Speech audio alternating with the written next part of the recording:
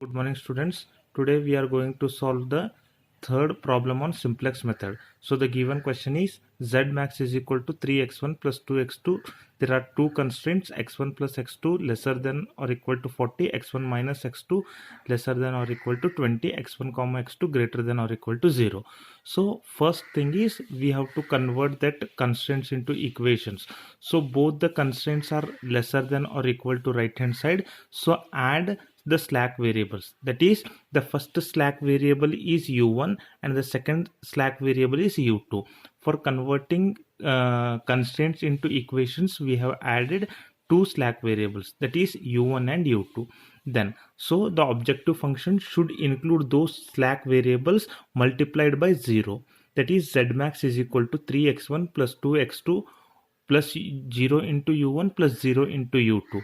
And finally we have to write x1 comma x2 comma u1 comma u2 greater than or equal to 0.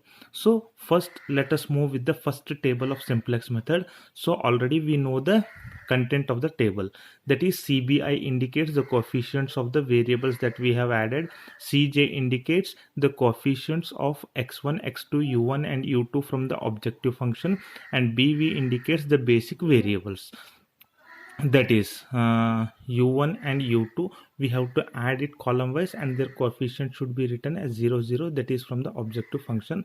And 3 is nothing but the coefficient of x1 from the objective function, 2 is nothing but the coefficient of x2 from the objective function, 0 is nothing but the coefficient of u1 from the objective function, and 0 is the coefficient of u2 from the objective function. Then 1 1 1 0, this is nothing but the first constraint. What is the coefficient of x1? It is 1. What is the coefficient of x2? It is 1. What is the coefficient of u1? It is 1. No u2 term, so 0.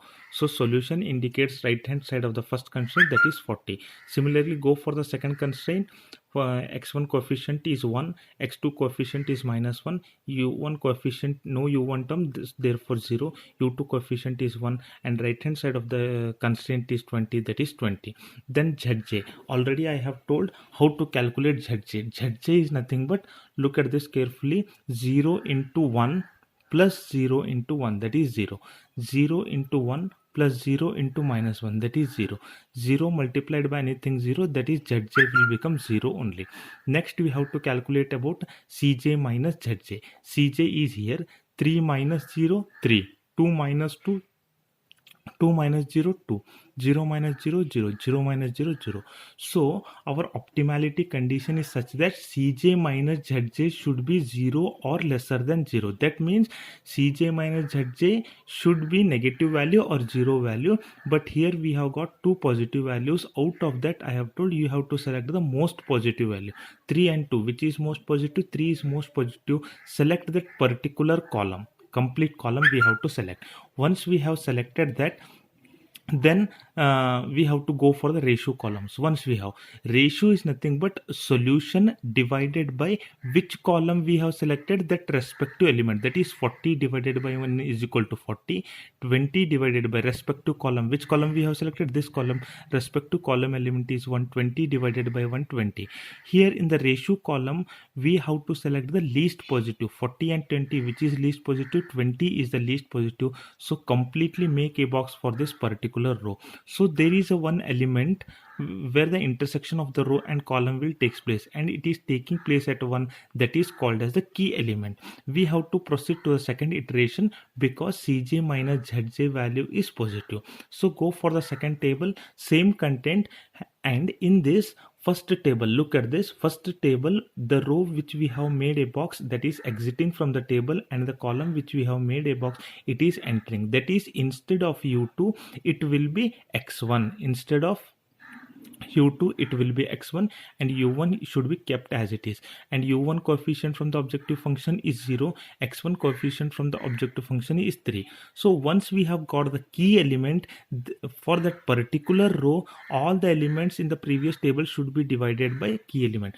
For example, here we have got the key element, this all elements up to solution should be divided by the key element, that is 1 divided by 1 1, minus 1 divided by 1 minus 1, 0 divided by 1 0, 1 divided by 1 1, 20 divided by 20 20. Then above that we have to apply the formula. I have told that formula. So what is that formula? Old value already we have already I have told. So you have to substitute this value, you will get some answer here. So once you have got, again go for the ZJ.